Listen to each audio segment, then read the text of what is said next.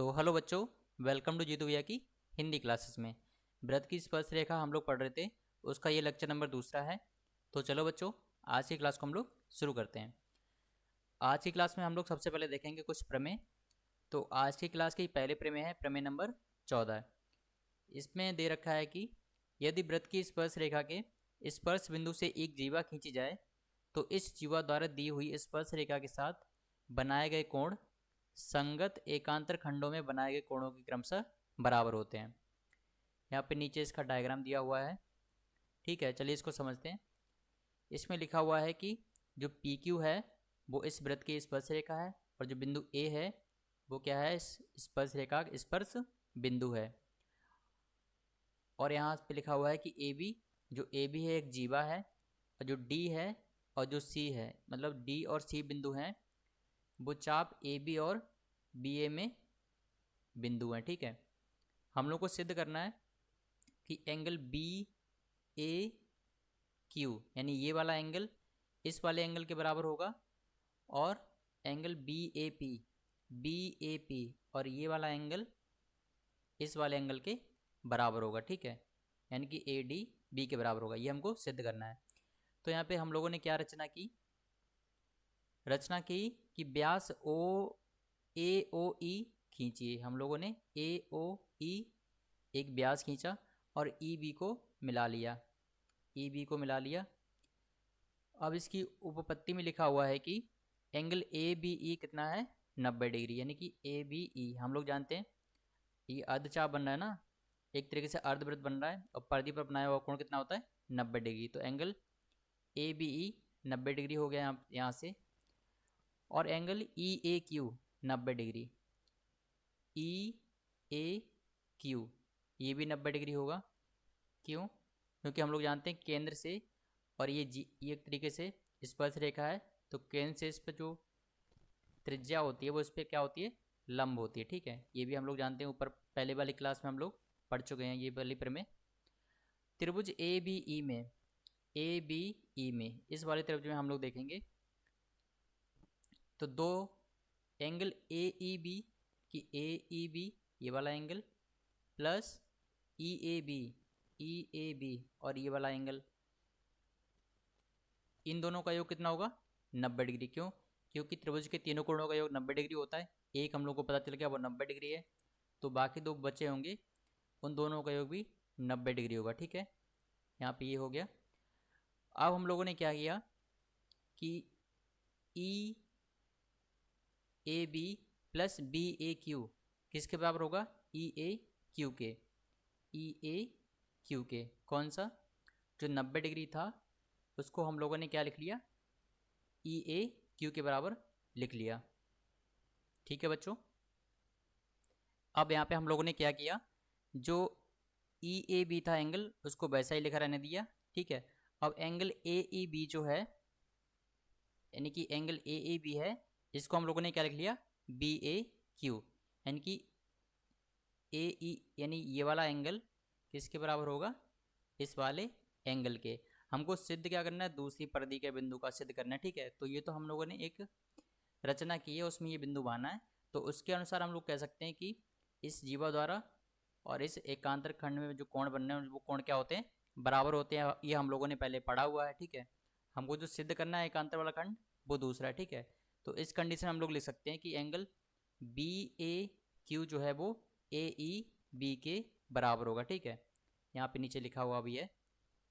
अब यहाँ पे क्या किया, प्रमेय 8 के अनुसार एंगल ए ई बी बराबर ए सी बी, यानी कि जीवा ए बी द्वारा जो परिधि पर जो कोण बन रहे हैं, यानी कि ए सी बी बराबर ए ई बी है। ठीक है, ये प्रमेय 8 के अनुसार थे। अब ए ई बी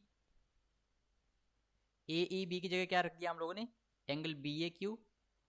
ठीक है, तो एंगल बी ए क्यू बराबर क्या हो जाएगा, एंगल ए सी बी। यहाँ पे हम लोगों ने एल एच एस को और आर एच एस को इधर उधर लिखा हुआ है, इसलिए आप लोग कंफ्यूज मत होना कि एंगल ए ई बी तो एंगल ए सी बी के बराबर हो गया, ऐसा नहीं है। यहाँ पे ए सी ई तो सॉरी ए सी बी तो ए सी बी लिखा हुआ है, और एंगल ए ई बी है वो किसके बराबर है, एंगल बी ए क्यू के। अब देखिए यहाँ पे चतुर्भुज बन रहा है A D B C, A D B और सी। एक तरीके से चक्री चतुर्भुज बन रहा है। हम जानते हैं कि आमने सामने के जो कोण होते हैं उनका योग 180 डिग्री होता है। तो यहाँ पे लिखा हुआ भी है कि इस चक्री चतुर्भुज के जो angle C plus angle D बराबर 180 डिग्री। ठीक है, एंगल सी मतलब ए सी बी और एंगल डी मतलब ए डी बी। ठीक है, तो आप लोग समझ जाना। इसी तरीके से angle B A Q plus B D A बराबर लिखा हुआ है 180 डिग्री। अब इस इक्वेशन को सॉल्व किया हम लोगों ने, इस वाली को, तो एंगल बी ए क्यू इधर जाएगा तो 180 degree minus angle B A Q बन जाएगा। तो 180 degree minus angle B A Q, क्या लिखा हुआ है यहाँ पे, एंगल बी ए पी। तो यहाँ पे ऐसा क्या लिखा हुआ है, देखिए यहाँ पे जो angle 180 degree minus B A Q, यानी कि बी ए क्यू ये वाला एंगल है। ठीक है, ये पूरा 180 डिग्री होता है और 180 डिग्री माइनस इतना लिखा हुआ है, तो बचा हुआ कितना हो जाएगा, ये वाला एंगल। कौन सा, ये वाला। इसको क्या लिखेंगे, एंगल बी ए पी। तो यही यहाँ पे लिखा हुआ है। ठीक है, तो यहाँ से सिद्ध हो गया कि एंगल बी ए पी बराबर किसके है, एंगल ए डी बी के। तो एंगल बी ए पी लिखा हुआ है यहाँ पे। ठीक है, और एंगल बी डी ए को क्या लिख लिया यहाँ पे, ए डी बी। तो उसमें क्या है, सिर्फ जो अल्फ़ाबेट है उसको आगे पीछे किया हुआ है, बाकी जो एंगल जो है वो डी की ही बात कर रही है, चाहे उसको एंगल बी डी ए लिख लो या फिर एंगल ए डी बी लिख लो। तो हमको जो सिद्ध करना था ये वाला पार्ट, ये हमने सिद्ध कर लिया। और एंगल बी ए क्यू बराबर एंगल ए सी बी, ये यहाँ पे आ गया। तो एक समीकरण एक हो गया और एक समीकरण दो हो गया। तो समीकरण एक और समीकरण दो से हम लोग कह सकते हैं कि जो स्पर्श रेखा है उसके द्वारा बनाए हुए कोण, ठीक है, संगत एकांतर खंडों में बनाए गए कोण के बराबर होते हैं। तो ठीक है बच्चों, ये थे प्रमेय नंबर 14। काफ़ी अच्छी थी, इसको हम लोग स्टार मार्क कर लेंगे। आई होप कि आप लोगों को अच्छे से समझ आ गई होगी। अब चलिए आगे चलते हैं। अब यहाँ पे है प्रमेय नंबर 14 का विलोम। इसमें क्या सिद्ध करना है कि यदि वृत्त की जीवा के एक छोर बिंदु से होती हुई खींची गई रेखा और जीवा के बीच का कोण एकांतर खंड में जीवा द्वारा अंतरित कोण के बराबर हो तो यह रेखा वृत्त की स्पर्श रेखा होती है। यानी कि इसमें कहा गया है कि अगर एकांतर कोण बराबर होने चाहिए तो कहा गया है कि जो रेखा बनेगी वो स्पर्श रेखा होती है। तो ये सिद्ध करना है। तो चलिए इसको समझते हैं। इसमें लिखा हुआ है कि ए बी जो है वो वृत्त की जीवा है और ए से होती हुई एक ऐसी रेखा पी ए क्यू खींची गई है, यानी कि पी ए क्यू खींची गई है कि एंगल बी ए क्यू बराबर एंगल ए सी बी, यानी कि बी ए क्यू बराबर एंगल ए सी बी है। जहाँ सी बिंदु जो सी है वो बी ए में बी अथवा ए के अतिरिक्त अन्य बिंदु है। ठीक है, यानी कि चाप बी ए में बी और ए के अतिरिक्त अन्य बिंदु है। हम लोग को सिद्ध करना है कि पी ए क्यू जो है वो वृत्त के बिंदु ए पर स्पर्श रेखा है, यानी कि पी ए क्यू वृत्त की स्पर्श रेखा है और बिंदु ए क्या होना चाहिए, स्पर्श बिंदु। ये हमको सिद्ध करना है, यानी कि बिंदु ए पर स्पर्श करनी चाहिए वो रेखा वृत्त को। तो इसकी रचना हम लोगों ने क्या की, यदि पी ए क्यू मान लेना कि स्पर्श रेखा नहीं है तो वृत्त के बिंदु ए पर स्पर्श रेखा क्या होगी, पी डैश ए क्यू डैश खींचिए। पहले हम लोगों ने पी ए क्यू स्पर्श रेखा मानी थी। ठीक है, अब हम लोगों ने नई रचना करके ये दिखाया है कि पी ए क्यू स्पर्श रेखा नहीं है बल्कि दूसरी है जो कि पी डैश ए और क्यू डैश है। ठीक है, इसकी उपपत्ति में लिखा हुआ है कि क्योंकि पी डैश ए क्यू डैश बिंदु ए पर स्पर्श रेखा है। ठीक है, बिंदु ए पर स्पर्श रेखा है तो angle B A Q dash बराबर एंगल ए सी बी, यानी कि जो एकांतर जो कोण बनते हैं उसके बराबर लिखा हुआ है, एकांतर जो संगत कोण बनते हैं। और एंगल बी ए क्यू बराबर एंगल ए सी बी जो कि दिया हुआ है। ठीक है, एंगल बी ए क्यू बराबर एंगल ए सी बी दिया हुआ है पहले से ही। तो हम लोग क्या कह सकते हैं कि जो एंगल बी ए क्यू है वो किसके बराबर है, angle B A Q dash के बराबर है।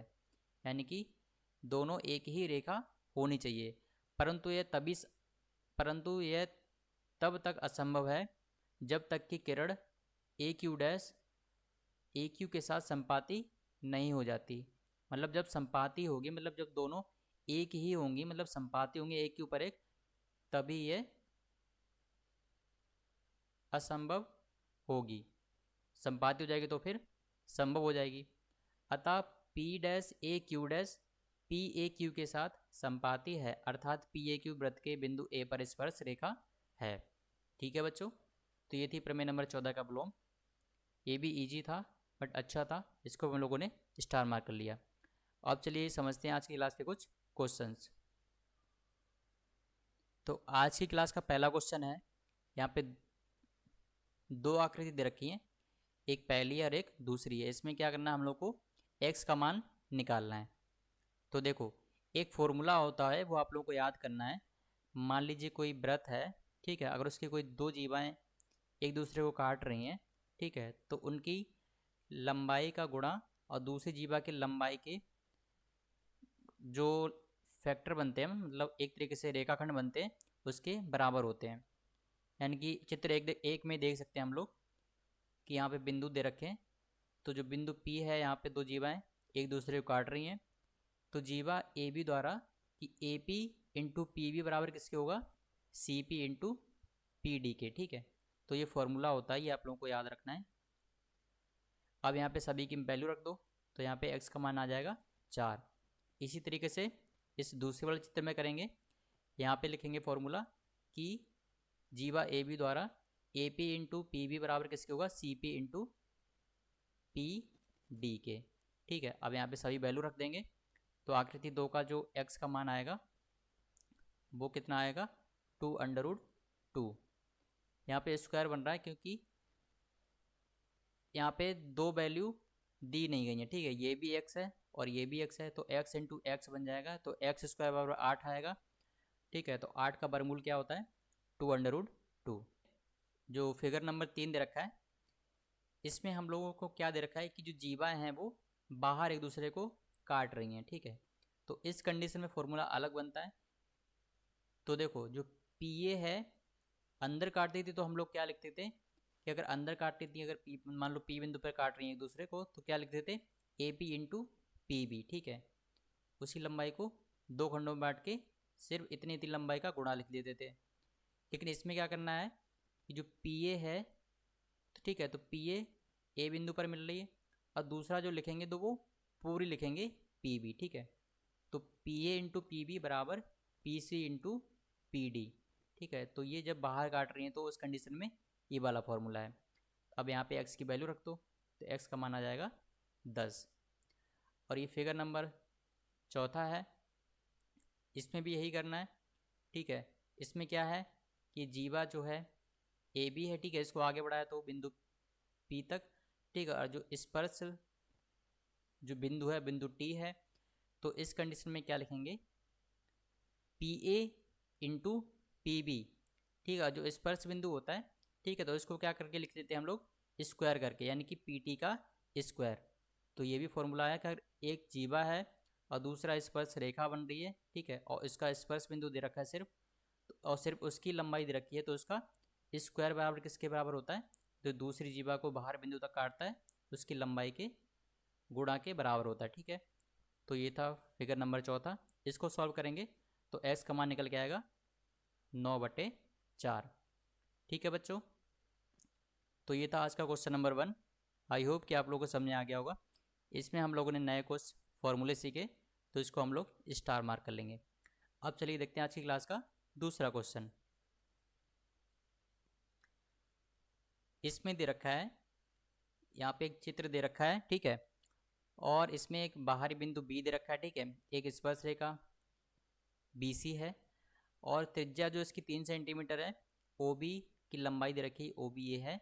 ठीक है, ये 5 सेंटीमीटर है, तो इस स्पर्श रेखा बी सी की लंबाई ज्ञात करनी। ठीक है, तो जैसे कि ओ डी 3 है तो ओ सी भी 3 होगी, क्योंकि दोनों ही त्रिज्या है। ठीक है, और हम लोग जानते हैं कि बी सी जो स्पर्श रेखा है और ओ सी त्रिज्या पर लंब बनाती है। ठीक है, तो ये 90 डिग्री एक तरीके से समकोण त्रिभुज बन गया। तो समकोण त्रिभुज में हम लोग को कर्ण पता है 5 सेंटीमीटर है, और इधर 3 सेंटीमीटर इसका आधार बन जाएगा, तो इसका लंब की लंबाई निकाल ली है। तो हम लोग कुछ नहीं करेंगे, पाइथागोरस प्रमेय लगा के इसको सॉल्व कर लेंगे। अब इसका सॉल्यूशन आप लोग खुद करना। ये सॉल्यूशन आप लोगों को समझना है। इसका जो फाइनल आंसर आएगा वो क्या आएगा, 4 सेंटीमीटर, क्योंकि सिंपल सा सिर्फ पाइथागोरस प्रमेय लगाना है। अब क्वेश्चन नंबर 2 का बी पार्ट देखते हैं। इसमें दे रखा है, नीचे यहाँ पे डायग्राम दे रखा है, ठीक है। पी क्यू हम लोग जानते हैं स्पर्श रेखा है, बिंदु पी स्पर्श बिंदु है, ठीक है। पी क्यू की लंबाई दे रखी है 8 सेंटीमीटर और ओ क्यू की लंबाई दे रखी है 10 सेंटीमीटर। तो हम लोग को वृत्त की त्रिज्या निकाल ली है। वही सिंपल पाइथागोरस प्रमेय लगाना है। ये स्पर्श रेखा है तो ओ पी इस पर लंब होगा। एक तरीके से समकोण त्रिभुज बन गया है। आधार इसका 8 सेंटीमीटर हो गया, कर्ण इसका 10 सेंटीमीटर हो गया, तो लंब की लंबाई निकाल ली है। क्या करना है, सिंपली पाइथागोरस प्रमेय लगाना है। तो जो कर्ण का स्क्वायर बराबर लंब का स्क्वायर प्लस आधार का स्क्वायर, तो लंब का स्क्वायर बराबर क्या हो जाएगा, कर्ण का स्क्वायर माइनस आधार का स्क्वायर। इसमें सभी वैल्यू रख लेंगे, ठीक है। तो ओ पी स्क्वायर आएगा 36, ठीक है। तो ओ पी बराबर क्या आ जाएगा, ओ पी बराबर आ जाएगा अंडर रूट 36। और 36 किसका वर्गमूल होता है, 36 का वर्गमूल क्या होता है, 6, यानी कि 6 सेंटीमीटर। तो यही क्या होगी, वृत्त की त्रिज्या होगी। आई होप ये भी समझ में आ गया होगा। ये काफ़ी सिंपल क्वेश्चन अभी चल रहे हैं। अब चलिए समझते हैं क्वेश्चन नंबर 3। क्वेश्चन नंबर 3, अभी मैंने जो आप लोगों को ऊपर क्वेश्चन नंबर 1 कराया था बिल्कुल सेम वैसा ही है। इसमें कुछ नहीं करना है, दो जीवा एक दूसरे को काट रही हैं, ठीक है। इसमें x का मान निकालना है। तो ठीक है, यहाँ पे जो जीवा है वो अंदर काट रही हैं, तो A P into P B बराबर C P into P D लगा देना है, ठीक है। तो इस कंडीशन में x का मान आ जाएगा 15 सेंटीमीटर। बहुत ही सिंपल क्वेश्चन है। अब चलिए समझते हैं क्वेश्चन नंबर 4। क्वेश्चन नंबर 4 है, यहाँ पे एक वृत्त दे रखा है, ठीक है, जिसका केंद्र O है और ए बी और सी डी दो जीवाएँ हैं जो बिंदु P पर काटती हैं। ए पी की लंबाई दे रखी है, ए पी की लंबाई दे रखी है 3 सेंटीमीटर, पी बी है 5 सेंटीमीटर, ठीक है। तो रेखाखंड सी पी और पी डी द्वारा बने आयत का क्षेत्रफल ज्ञात करना है, ठीक है। यानी कि सिर्फ क्षेत्रफल ज्ञात करना है, आप लोगों को चित्र बना के नहीं दिखाना है। तो देखिए हम लोग वही फॉर्मूला लगा देंगे, C P into P D बराबर A P into P B हो जाएगा, ठीक है। तो यहाँ से C P into P D, यानी कि सी पी और पी डी भुजाओं द्वारा आयत का क्षेत्रफल निकालना है। आयत का क्षेत्रफल क्या होता है, ये आयत होता है, ठीक है। आमने सामने की भुजाएं बराबर होती हैं और लंब होती हैं एक दूसरे पर, ठीक है। ये सभी लंब होती हैं। एक भुजा अगर मान लीजिए सी पी है तो दूसरी क्या है, पी डी है, ठीक है। तो आयत का क्षेत्रफल क्या होता है, लंब गुणा आधार, ठीक है, वही तो होता है। तो एक तरीके से हम लोग को निकालना है C P into P D, तो वो कितना होगा, 15 सेंटीमीटर यहाँ पे निकल के आएगा, ठीक है। यानी कि 15 वर्ग सेंटीमीटर क्या आ जाएगा इसका आयत का क्षेत्रफल। इजी था क्वेश्चन, बस क्वेश्चन में कुछ नया घुमा के पूछ लिया है, बाकी उसमें कुछ था नहीं। अब क्वेश्चन नंबर 5 देखते हैं। क्वेश्चन नंबर 5 में एक यहाँ पे चित्र दे रखा है, ठीक है। ओ वृत्त का केंद्र है और पी ओ क्यू ये वृत्त का व्यास है। जीवाएँ पी एम एस है और आर एम क्यू है, या फिर क्यू एम आर है, जो कि बिंदु एम पर काटती है। तो सिद्ध करना है कि P M into P S plus Q M into Q R किसके बराबर है, पी क्यू का स्क्वायर। तो देखो हम लोगों ने एक रचना की कि P को R से मिला दिया और S को Q से मिला दिया, ठीक है। जब P को R से मिलाएंगे तो ये एंगल कितने हो जाएंगे, 90 डिग्री। क्यों, ये अर्धवृत्त बन रहा है, ठीक है। ये अर्धवृत्त बन रहा है क्योंकि ये पूरा एंगल 180 डिग्री है, क्योंकि पी ओ क्यू इसका क्या है, व्यास है। तो परिधि पर कोण कितना बनाता है, 90 डिग्री। तो ये 90 डिग्री बनाता है। तो एक तरीके से क्या बन गया, जो त्रिभुज पी आर क्यू जो है वो समकोण त्रिभुज बन गया। अब यहाँ से पी क्यू जो है वो क्या बन जाएगा, कर्ण। तो पी क्यू स्क्वायर बराबर P R square plus R Q square, ये पाइथागोरस प्रमेय से हम लोगों ने लिख लिया। अब त्रिभुज पी आर एम में इस वाले त्रिभुज में अब हम लोग देखेंगे कि जो एंगल पी आर एम है वो तो पहले से 90 डिग्री है, ठीक है। अब ये भी समकोण त्रिभुज बन रहा है पी आर एम, तो इसमें ही पाइथागोरस प्रमेय लगा के हम लोगों ने क्या लिख लिया, जो पी एम है वो कर्ण होगा, तो कर्ण का स्क्वायर बराबर पी आर यानी आधार का स्क्वायर प्लस लंब का स्क्वायर यहाँ पे लिखा हुआ है। या फिर हम लोगों ने क्या किया, पी आर स्क्वायर को क्या लिख लिया, P M square minus R M square, यानी कि पी आर स्क्वायर को, इसको हम लोगों ने एल एच एस और आर एच एस के जो पार्ट थे उसको आर एच एस और एल एच एस में शिफ्ट करके ये लिख लिया। ठीक है, अब ये समीकरण नंबर 2 बन गया और समीकरण नंबर 1 ये था ही। अब हम लोगों ने क्या किया, समीकरण 1 में पी आर स्क्वायर का मान रख दिया, समीकरण 2 से समीकरण 1 में पी आर का मान रख दिया। तो समीकरण नंबर 1 क्या था, पी क्यू स्क्वायर बराबर पी आर की वैल्यू रख देंगे हम लोग P M square minus R M square. इस क्वेश्चन को जब सॉल्व करेंगे तो देखो आर एम स्क्वायर क्या बन जाएगा, आर एम, पहले तो आर एम देखेंगे, आर एम क्या है, आर एम ये है, तो आर एम को यहाँ पे क्या लिखा हुआ है, Q R minus Q M, मतलब पूरे में से क्यू आर में से जब हम लोग एम क्यू घटा देंगे या फिर क्यू एम घटा देंगे तो क्या आ जाएगा, आर एम, तो वही यहाँ पे लिखा हुआ है। इसको जब सॉल्व करेंगे, स्क्वायर खोलेंगे इसका, तो पूरा इक्वेशन जो 3 बन के आएगा वो बन के आएगा P M square minus Q M square plus 2 Q R into Q M. ठीक है, अब हम लोग क्या करेंगे, P M into M S बराबर R M into Q M लिखा हुआ है यहाँ पे। तो ये फॉर्मूला है, जो दो जीवाएँ एक दूसरे को अंदर काटती हैं। ठीक है, तो इस कंडीशन में मैंने फॉर्मूला बताया था ये वाला। ठीक है, जो दो जीवाएँ हैं, तो एक है पी एस जीवा और एक आर क्यू जीवा है, तो बिंदु एम पर काट रही हैं, तो वो यहाँ पे लिखा हुआ है इसका फॉर्मूला। अब एम एस को हम लोगों ने क्या किया, यानी कि जो एम एस था उसको हम लोग क्या लिख सकते हैं, पूरी जो रेखा है पी एस में से अगर हम पी एम घटा देंगे तो एम एस आ जाएगा, तो वही यहाँ पे लिखा हुआ है। ठीक है, इसी तरीके से आर एम को लिख लिया यहाँ पे Q R minus Q M. अब जब इसको ब्रैकेट खोल के अंदर गुणा करके यहाँ पे सॉल्व करेंगे, ठीक है, तो अपना जो क्वेश्चन निकल के आएगा, और जब इस वाले पार्ट को इधर आर एच एस में ले जाएंगे तो क्वेश्चन निकल के आ जाएगा P M into P S minus, और जो Q R into Q M था इधर प्लस था तो एल एच एस में आएगा तो माइनस बन जाएगा, Q R into Q M बराबर P M square minus Q M square. अब समीकरण 3 में हम लोगों ने क्या किया, मान को रख दिया, कौन से मान को, जो P M square minus Q M square, यानी इस वाले मान को हम लोगों ने समीकरण 3 में रख दिया। इसको हम लोग मान लेते समीकरण नंबर 4, यानी कि 4 का मान 3 में रख दिया। तो जब इसको सॉल्व करेंगे समीकरण 3 को, तो पी क्यू स्क्वायर बराबर आ जाएगा P M into P S minus Q R into Q M plus 2 Q R into Q M.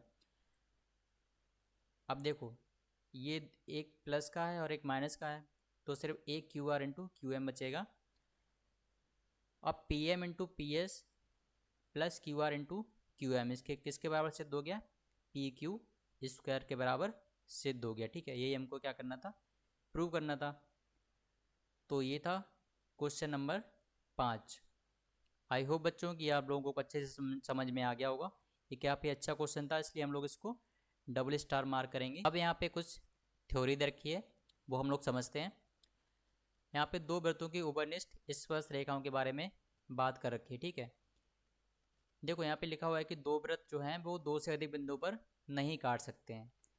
सिर्फ 3 कंडीशन यहाँ पे उत्पन्न हो सकती हैं, या तो जो वृत्त हैं वो दोनों बिंदुओं पर काटें, या वृत्त है सिर्फ एक ही बिंदु पर काटें, या फिर वो दूसरे को काटें ही ना। ठीक है, तो ए वाली कंडीशन में ये जो दोनों वृत्त हैं, ठीक है, वो एक ही बिंदु पर काट रहे हैं। ठीक है, एक ही बिंदु पर टच हो रहे हैं, बिंदु बी यहाँ पे भी दोनों जो वृत्त हैं वो एक ही बिंदु पर स्पर्श हो रहे हैं, यानी कि ए वाले में बाहरी स्पर्श कर रहे हैं एक ही बिंदु पर, और जो बी चित्र है इसमें क्या है, आंतरिक एक ही बिंदु पर स्पर्श कर रहे हैं। और जो फिगर नंबर 3 है इसमें जो वृत्त हैं एक दूसरे को नहीं काट रहे हैं। ठीक है, तो हम लोग क्या कह सकते हैं कि जो बिंदु ए में जो दोनों वृत्त एक ही बिंदु पर स्पर्श करेंगे तो जो बिंदु बनेगा वो क्या होगा, इनका ओवरनेस्ट स्पर्श बिंदु होता है। ठीक है, यदि आप ऐसे दो वृत्त खींचें जो एक बिंदु पर स्पर्श कर रहे हों, तो आप देखेंगे कि दो केंद्र और ये स्पर्श बिंदु संरेख हैं, यानी कि इनके जो केंद्र हैं और ये स्पर्श जो बिंदु होता है, ठीक है, ये संरेख है, मतलब एक ही रेखा में होते हैं। तब इन दो वृत्तों के स्पर्श बिंदु पर एक उभयनिष्ठ स्पर्श रेखा होगी। ठीक है, सिर्फ एक ही उभयनिष्ठ स्पर्श रेखा, इस कंडीशन में ये वाली बन जाएगी और दूसरे वाले चित्र में ये वाली बन जाएगी उभयनिष्ठ स्पर्श रेखा। तो ये थी कुछ इस उभयनिष्ठ स्पर्श रेखा से संबंधित कुछ थ्योरी जो हम लोगों ने समझी। अब चलिए कुछ क्वेश्चन दे रखे हैं, वो भी हम लोग समझते हैं। क्वेश्चन नंबर 1 है कि दो वृत्त एक दूसरे को बाहर से स्पर्श करते हैं तो वृत्तों के केंद्रों के बीच की दूरी 7 सेंटीमीटर है।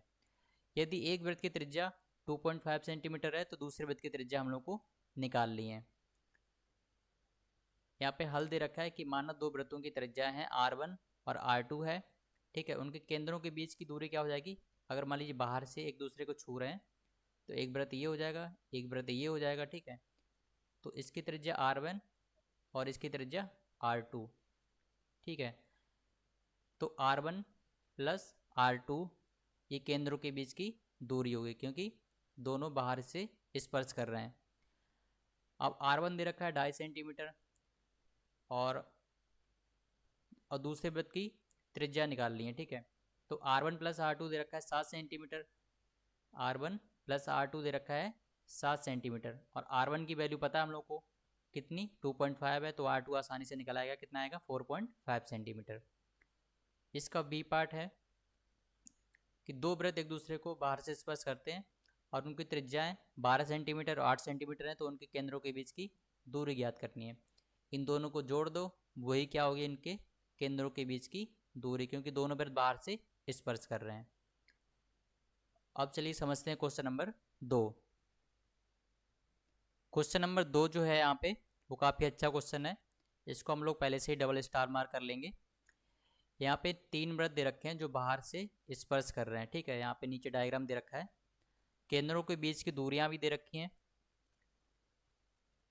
वृत्तों के केंद्रों के बीच की दूरियां क्या हैं, 5 सेंटीमीटर, 6 सेंटीमीटर और 7 सेंटीमीटर हैं। हम लोगों ने मान लिया वृत्त का केंद्र ए है, बी है और सी है। ए वाले वृत्त के जो केंद्र ए वाला वृत्त होगा उसकी त्रिज्या है x, बी वाले केंद्र की त्रिज्या है y और सी वाले केंद्र के वृत्त की त्रिज्या है z, ठीक है। अब ए बी जो है वो दे रखा है 5 सेंटीमीटर, यहाँ पे दे नहीं रखा है, ठीक है। तो हम लोगों ने मान लिया कि ए बी बाहर से स्पर्श कर रहे हैं तो इनके बीच की दूरी क्या होगी, x प्लस वाई जो दे रखी है 5 सेंटीमीटर मान ली, और y प्लस जेड हम लोगों ने 6 सेंटीमीटर मान लिया और z प्लस एक्स 7 सेंटीमीटर मान लिया, यानी कि यहाँ पे 3 इक्वेशन बन गई, ठीक है, ये 3 बन गई। अब हम लोगों ने क्या किया, समीकरण 1, 2 और 3 को जोड़ने पर, यानी कि जब तीनों समीकरण को जोड़ेंगे तो x plus Y plus Z कितना निकल के आ जाएगा, 9 सेंटीमीटर। अब समीकरण 4 में से 1 को घटाने पर, यानी कि समीकरण 4 और 1 को घटा देंगे तो जब घटाएंगे तो समीकरण 1 है x प्लस वाई बराबर 5 और दूसरा है x plus Y plus Z बराबर 9। जब घटाएंगे तो इनके चिन्ह बदल जाते हैं, ठीक है। तो ये तो दो कट जाएंगे तो माइनस जेड बराबर जाएगा माइनस का 4, माइनस से माइनस कट जाएगा तो जेड बराबर जाएगा 4, ठीक है। तो जेड क्या आ गया 4। इसी तरीके से समीकरण 4 में से 2 को घटाएंगे तो x आ जाएगा 3 सेंटीमीटर और समीकरण 4 में से 3 को घटाएंगे तो y आ जाएगा 2 सेंटीमीटर, ठीक है। तो ये सभी क्या आ गई वृत्त की त्रिज्याएं। इजी क्वेश्चन था बट अच्छा क्वेश्चन था, इसलिए हम लोगों ने इसको स्टार मार्क किया है। अब चलिए आगे देखते हैं। अब यहाँ पे दूसरी तरीके की स्पर्श रेखाओं की बात कर रखी है, अब चलिए इसको समझते हैं। देखिए यहाँ पे एक चित्र दे रखा है 1 नंबर, इसमें 2 वृत्त दे रखे हैं, ठीक है। और इसमें क्या है, जो स्पर्श रेखा है इनका युग्म बनता है, ठीक है। यानी कि स्पर्श रेखाओं का युग्म होता है, उनको अलग अलग नाम देते हैं। जैसे कि जो ऊपर ऊपर जो स्पर्श रेखाएं एक दूसरे को टच कर रही हैं, यानी कि जो इनका स्पर्श बिंदु है ए और ए डैश है, और नीचे जो स्पर्श रेखा है वो वृत्तों को बी और बी डैश पर ये टच कर रहा है, ठीक है। तो ए डैश और बी डैश ये स्पर्श रेखाओं का एक युग्म होता है, ठीक है। इनको बोलते हैं उभयनिष्ठ अनुस्पर्श रेखाएं। और जो जो तिरछी तिरछी जो स्पर्श रेखाएं हैं दोनों वृत्तों की, ठीक है, ये भी एक युग्म होता है स्पर्श रेखाओं का, तो इनको बोलते हैं उभयनिष्ठ अनुप्रस्थ स्पर्श रेखाएं, यानी कि उभयनिष्ठ अनुप्रस्थ स्पर्श रेखाएं, इंग्लिश में बोलते हैं ट्रांसवर्स और indirect common tangents. Point number 2 में यहाँ पे बात कर रखी है, यदि एक वृत्त पूरी तरीके से दूसरे वृत्त के अंदर हो तो दो वृत्तों की कोई भी उभयनिष्ठ स्पर्श रेखा नहीं खींची जा सकती है। तो इसके लिए ये जो चित्र नंबर 2 है इसके लिए तो ये वैलिड नहीं है, क्योंकि यहाँ पे तो दोनों वृत्त एक दूसरे को टच कर रहे हैं अंदर से, तो इन दोनों की कॉमन एक उभयनिष्ठ स्पर्श रेखा होगी, लेकिन उसका कोई युग्म नहीं होगा, ठीक है। तो पॉइंट नंबर 2 के लिए सही जो चित्र बैठेगा वो होगा ये वाला। तो आई होप आप लोग समझ गए होंगे। अब चलिए आगे समझते हैं कुछ और पॉइंट। अब यहाँ पे दो कंडीशन दे रखी है, ठीक है। स्थिति नंबर 1 है कि मान लीजिए दो वृत्त एक दूसरे को स्पर्श करते हैं। यहाँ पे लिखा हुआ है कि यदि वृत्त बाहर से स्पर्श करते हो तो उभयनिष्ठ अनुस्पर्श रेखाओं का एक युग्म होगा और वृत्तों के स्पर्श बिंदु पर भी एक उभयनिष्ठ स्पर्श रेखा होगी। चित्र नंबर 1 में आप लोग देख सकते हैं, ठीक है। यहाँ पे स्पर्श रेखाओं को एक युग्म है उभयनिष्ठ अनुस्पर्श रेखाओं का, और एक दोनों की कॉमन उभयनिष्ठ स्पर्श रेखा है, ठीक है। दूसरे वाले चित्र में इसमें भी दोनों की एक उभयनिष्ठ स्पर्श रेखा है। यदि वृत्त आंतरिक रूप से स्पर्श करते हो तो कोई भी उभयनिष्ठ अनुप्रस्थ स्पर्श रेखा तो नहीं होगी, परंतु स्पर्श बिंदु पर केवल एक उभयनिष्ठ स्पर्श रेखा होगी। यानी चित्र नंबर 2 में इसमें कोई भी उभयनिष्ठ अनुप्रस्थ स्पर्श रेखा तो नहीं होगी, लेकिन इसमें सिर्फ एक ही उभयनिष्ठ स्पर्श रेखा होगी। अब यहाँ पे जो चित्र नंबर 2 है इसके लिए दूसरी स्थिति बनती है। यहाँ पे लिखा हुआ है कि मान लीजिए दो वृत्त एक दूसरे को दो बिंदु पर प्रतिच्छेद करते हैं। मान लीजिए दो वृत्त हैं, ठीक है, इसमें वो दो बिंदु पर एक दूसरे को काट रहे हैं। इस कंडीशन में इन दो वृत्तों की उभयनिष्ठ अनुस्पर्श रेखाओं का केवल एक युग्म होगा, यानी कि जो ऊपर ऊपर जो काटती हैं, ठीक है, उनको क्या बोलते हैं उभयनिष्ठ अनुस्पर्श रेखाओं का युग्म, ठीक है। लेकिन इन वृत्तों की कोई भी उभयनिष्ठ अनुप्रस्थ स्पर्श रेखा नहीं होगी, यानी कि जो तिरछी बनती है स्पर्श रेखा वो नहीं होगी। अब चलिए देखते हैं इसके कुछ क्वेश्चन। अब यहाँ पे क्वेश्चन नंबर 1 दे रखा है, एक वृत्त एक चतुर्भुज ABCD की चारों भुजाओं को स्पर्श करता है। एक वृत्त दे रखा है, ठीक है, जो कि एक जो चतुर्भुज है ABCD उसकी चारों भुजाओं को ये टच कर रहा है। तो सिद्ध करना है कि AB प्लस CD बराबर BC प्लस AD, यानी कि चतुर्भुज के सामने की भुजाओं का योग बराबर होता है, ये सिद्ध करना है। तो इसकी उपपत्ति में लिखा हुआ है कि मान लीजिए वृत्त चतुर्भुज की भुजाओं AB BC CD और DO को क्रमशः बिंदु PQRS पर स्पर्श करता है, ठीक है। अब प्रमेय 13 के अनुसार, प्रमेय नंबर 13 क्या थी? प्रमेय नंबर 13 थी कि किसी बाहरी बिंदु से वृत्त पर खींची गई स्पर्श रेखाओं की लंबाइयाँ बराबर होती, ठीक है। अगर आप लोगों को याद नहीं आ रहा हो तो मैंने बता दिया, प्रमेय नंबर 13 में ये था, आप लोग लास्ट वाले लेक्चर में देख सकते हो, ठीक है। तो हम कह सकते हैं कि जो AP है वो AS के बराबर होगा, ठीक है, और जो BP है वो BQ के बराबर होगा। इसी तरीके से जहाँ जहाँ बिंदु स्पर्श कर रहे हैं बाहरी बिंदु से वृत्त को, वो सभी बराबर होंगे, ठीक है, क्योंकि ये बाहरी बिंदु से स्पर्श रेखाओं की लंबाइयाँ बराबर होती हैं। तो यहाँ पे हम लोगों ने ये लिख लिया। अब क्या किया हम लोगों ने, इन सबको जोड़ दिया, यानी कि LHS को जोड़ दिया और RHS को जोड़ दिया। तो यहाँ से AP, यहाँ पे अब हम लोगों ने क्या किया, जोड़ा बना लिया, ठीक है। AP और BP, यानी कि AP कौन सा था, AP प्लस BP को हम लोगों ने PB लिख लिया, ठीक है, AP प्लस PB, और यहाँ पे CR प्लस RD। इसी तरीके से राइट हैंड साइड में BQ प्लस QC का जोड़ा बना लिया और DS प्लस SA का।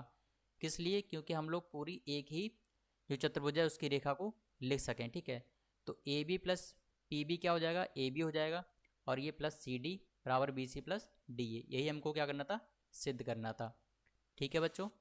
छोटा क्वेश्चन था बट अच्छा क्वेश्चन था। आई होप कि आप लोगों को ये भी अच्छे से समझ में आ गया होगा। अब चलिए देखते हैं अगला क्वेश्चन। क्वेश्चन नंबर 2, इसका ए पार्ट में दे रखा है कि सिद्ध कीजिए कि दो संकेंद्र व्रतों में बृहत व्रत की जीवा जो लघु व्रत पर स्पर्श रेखा है, यानी कि संकेंद्र व्रत मतलब दो व्रत हैं उनका एक ही केंद्र है, ठीक है, और जो बड़ा वाला व्रत है उसकी जीवा छोटे वाले व्रत पर स्पर्श रेखा है, यानी कि बड़े वाले व्रत की जीवा ए बी है और छोटे व्रत पर ये स्पर्श रेखा बन रही है, तो स्पर्श बिंदु पर समद्विभाजित होती है, यानी कि स्पर्श बिंदु यहाँ पे बन रहा है तो दो बराबर बराबर भागों में बांटती है, यानी कि ए सी बराबर बी सी हम लोगों को सिद्ध करना है।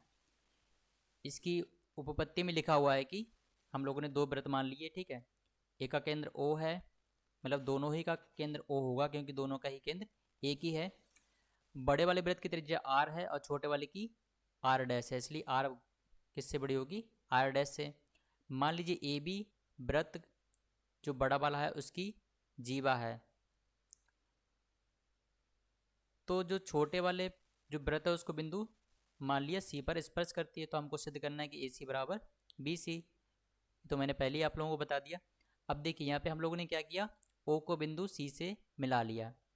अब क्योंकि ओ सी व्रत की त्रिज्या है, मतलब छोटे वाले व्रत की त्रिज्या है, और ए बी जो है वो सी पर इसकी स्पर्श रेखा है, ठीक है, तो एक प्रमेय बनी थी कि स्पर्श रेखा, ठीक है, और जो व्रत के केंद्र से उस पर डाला गया जो जीव त्रिज्या होती है वो उस पर क्या होती है, लंब होती है, प्रमेय थी।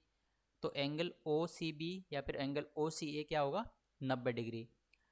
अब ए बी व्रत की जीवा है, ठीक है, और एक दूसरे पर लंब है, तो इस कंडीशन हम लोग कह सकते हैं कि ए सी बराबर बी सी होगा। क्यों, क्योंकि हम लोग जानते हैं कि व्रत की केंद्र से और इसकी जीवा पर डाला गया लंब उस जीवा को दो बराबर भागों में बांटता, ये हम लोगों ने एक प्रमेय देखी थी, उसमें हम लोगों ने ये समझा था, ठीक है। तो ये था क्वेश्चन नंबर दूसरा, इसको हम लोग स्टार मार्क कर लेंगे। अब क्वेश्चन नंबर 2 का बी पार्ट है। इसमें दे रखा है कि दो संकेंद्रीय वृत्तों की त्रिज्याएं 3 सेंटीमीटर और 5 सेंटीमीटर हैं, तो बड़े वृत्त के उस जीवा की माप ज्ञात कीजिए जो छोटे वृत्त को स्पर्श करती है। बड़े वृत्त की जीवा यानी कि ए बी की लंब हम लोग को ज्ञात करनी है। तो दो संकेंद्र वृत्त हैं, ठीक है, उनके केंद्र ओ है, ठीक है, छोटे वृत्त की त्रिज्या 3 सेंटीमीटर दे रखी है और बड़े वृत्त की त्रिज्या 5 सेंटीमीटर, ठीक है, यहाँ पे डायग्राम यहाँ पे दिख रहा है आप लोगों को, ठीक है, और ओ को सी से मिला दिया, ठीक है, यहाँ पे ये स्पर्श बिंदु है, तो ये लंब होगा यहाँ पे, ठीक है, और इसको दो बराबर भागों में बांटता है, ये हम लोग को पता है, प्रमेय पढ़ा था, तो ए सी बराबर बी सी होगा। और समकोण त्रिभुज अब हम लोग कौन सा लेंगे, ओ सी ए, ओ सी ए, ये वाले समकोण त्रिभुज से हम लोग को ओ सी का मान पता है और ओ ए का मान पता है, ये बड़े वाले वृत्त की त्रिज्या है, और ओ सी छोटे वाले वृत्त की त्रिज्या है। अब ए सी का मान पाइथागोरस प्रमेय लगा देंगे, तो ए सी का मान आ जाएगा 4 सेंटीमीटर, ठीक है। हम लोग को निकालना है ए बी, तो ए बी क्या होगा, ए सी का दोगुना यानी कि 8 सेंटीमीटर। ये भी हो गया क्वेश्चन। अब यहाँ पे क्वेश्चन नंबर 3 हम लोग समझेंगे, अच्छा क्वेश्चन है, इसको हम लोग पहले से डबल स्टार मार्क कर लेते हैं। क्वेश्चन नंबर 3 है, यहाँ पे नीचे डायग्राम दे रखा है, ठीक है, इसमें दो वृत्त दे रखे हैं, एक दूसरे को बिंदु P पर ये बाहर से स्पर्श कर रहे हैं, बिंदु P से दो छेदक रेखाएं A P B और सी पी डी यानी कि सी पी डी खींची जाती हैं। छेदक रेखा मतलब जो एक वृत्त को दो बिंदुओं पर कट करे उसको क्या बोलते हैं, छेदक रेखा, जो दो वृत्तों को क्रमशः ए बी सी और डी पर काटती है। तो हम लोग को सिद्ध करना है कि ए सी और बी डी समांतर हैं, ए सी समांतर बी डी है, यानी कि ए सी और जो बी डी है ये दोनों समांतर हैं। तो इसका सॉल्यूशन यहाँ पे लिखा हुआ है, इसको समझते हैं। देखिए स्पर्श बिंदु P पर दोनों वृत्तों की ओवरनिष्ठ स्पर्श रेखा टी पी टी डैश खींची, ये टी पी टी डैश ये दोनों वृत्तों की एक ओबेनिच स्पर्श रेखा हम लोगों ने खींची। जो ओ वृत्त का केंद्र है, ठीक है, उसके लिए टी पी टी डैश स्पर्श रेखा और पी ए, और जो पी ए है इसकी एक जीवा है और टी पी टी डैश की स्पर्श रेखा है। एंगल टी पी ए यानी कि ये वाला एंगल और ये वाला एंगल कौन से वृत्त के लिए? इस पहले वाले वृत्त के लिए।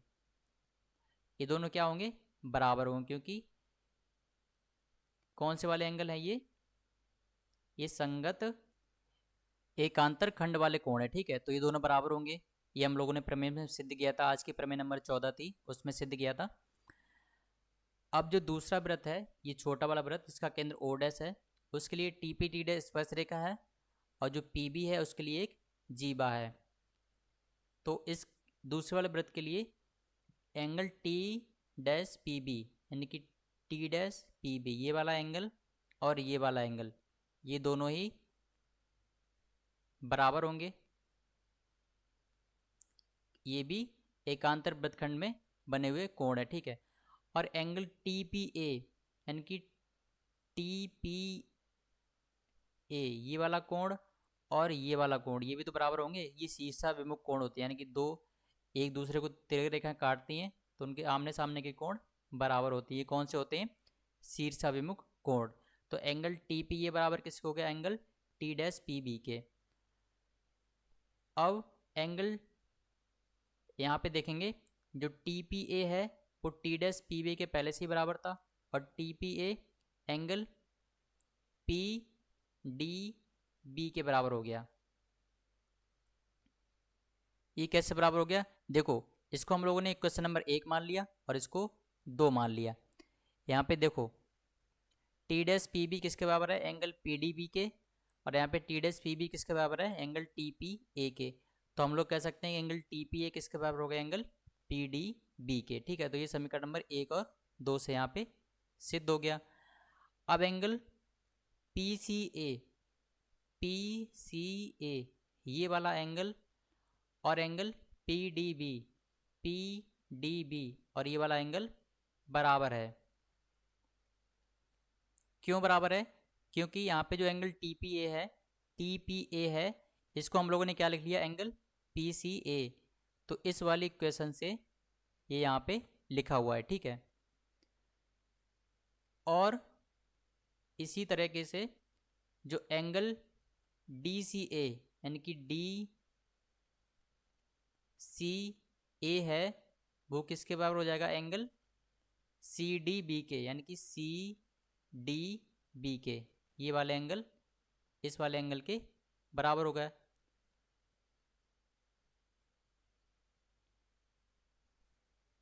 इसमें कुछ नहीं किया है, सिर्फ अल्फ़ाबेट है उसको चेंज किया। एंगल उसी की बात हो रही है, एंगल सी की ही बात हो रही है, चाहे उसको एंगल पी सी ए बोलो या एंगल डी सी ए बोलो, बात एक ही है, ठीक है। इसी तरीके से एंगल पी डी बी, इसको क्या बोल सकते हैं? एंगल सी डी बी भी लिख सकते हैं।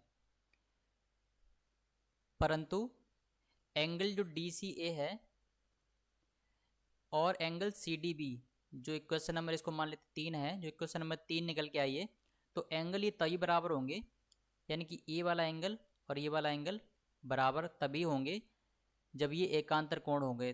तो ये केवल तभी संभव हो सकता है कि जब इनकी जो रेखा है यानी कि ए सी और जो बी डी है वो एक दूसरे के समांतर होंगी। अतः हम लोग कह सकते हैं कि ए सी समांतर बी डी है, ठीक है। तो ये हम लोग को क्या करना था? सिद्ध करना था। समांतर क्यों होंगी? क्योंकि कंडीशन नंबर जो क्वेश्चन नंबर 3 थी उसके अनुसार मान लीजिए दो समांतर रेखाओं को अगर कोई एक रेखा की काटती है, ठीक है, तो इनके ये वाले कोण और ये वाले कोण बराबर होते हैं, ठीक है। तो यही वाली कंडीशन बन रही है। तो ये तभी बनेगी जब ये रेखाएं भी समांतर होंगी, ठीक है बच्चों। तो ये था क्वेश्चन नंबर 3, जो कि काफ़ी इंपॉर्टेंट क्वेश्चन है। ये भी आप लोगों को समझ आ गया होगा। अब चलिए देखते हैं क्वेश्चन नंबर 4। क्वेश्चन नंबर 4 यहाँ पे दे रखा है कि दो वृत्त एक दूसरे को बिंदु P पर अंतःस्पर्श करते हैं। बिंदु P से दो छेदक रेखाएं पी ए बी यानी कि पी ए बी और दूसरी पी सी डी खींची जाती हैं, ठीक है। तो दो वृत्तों को यानी कि ये जो छेदक रेखाएं खींची जाती हैं तो ये वृत्तों को क्रमशः बिंदु ए बी सी और डी पर काटती हैं। ठीक है, तो हम लोग को सिद्ध करना है कि ए सी और बी डी समांतर है, यानी कि ए सी और बी डी क्या है, समांतर है। इसके जो ऊपर वाला क्वेश्चन था उसमें क्या था, इसमें बाहर से स्पर्श कर रहे थे। ठीक है, और क्वेश्चन नंबर 4 में क्या है, ये एक दूसरे को अंदर से स्पर्श कर रहे हैं। तो नीचे यहाँ पे जो डायग्राम दे रखा है वो हम लोगों ने देख लिया, दो वृत्त हैं। ठीक है, और पी ए बी और पी सी डी दो छेदक रेखाएं हैं। ठीक है, और इन दोनों वृत्तों पर कुछ बिंदु हैं जो यहाँ इन बिंदुओं पर ये वृत्त को काट रही है। ठीक है, यहाँ पे इसका सॉल्यूशन लिखा हुआ है। यहाँ पे जो एक टी पी टी डैश जो है वो दोनों वृत्तों की एक उभयनिष्ठ स्पर्श रेखा है। ठीक है, और जो पी है वो स्पर्श बिंदु है। तो यहाँ पे स्पर्श बिंदु पी पर वृत्तों की उभयनिष्ठ स्पर्श रेखा टी पी टी डैश खींची। अब छोटे वाले वृत्त के लिए हम लोग कह सकते हैं कि टी पी टी डैश एक स्पर्श रेखा है और पी ए जो है वो इसकी एक जीवा है। ठीक है, तो एकांतर वृत्तखंड के कोण इसमें ही बराबर होंगे। कैसे, पी ए अगर इसकी एक जीवा है तो ठीक है, तो एंगल टी पी ए यानी कि टी पी ए यानी कि ये वाला कोण, ये वाला कोण और ये वाला कोण, एंगल पी, सॉरी ये नहीं, ये वाला कोण, क्योंकि आमने सामने के होते हैं बराबर, एक संगत एकांतर वृत्तखंड में बने हुए कोण है। ठीक है, तो एंगल टी पी ए बराबर किसके होगा, एंगल पी सी ए के। ठीक है, तो इसको हम लोगों ने क्वेश्चन नंबर 1 दे दिया।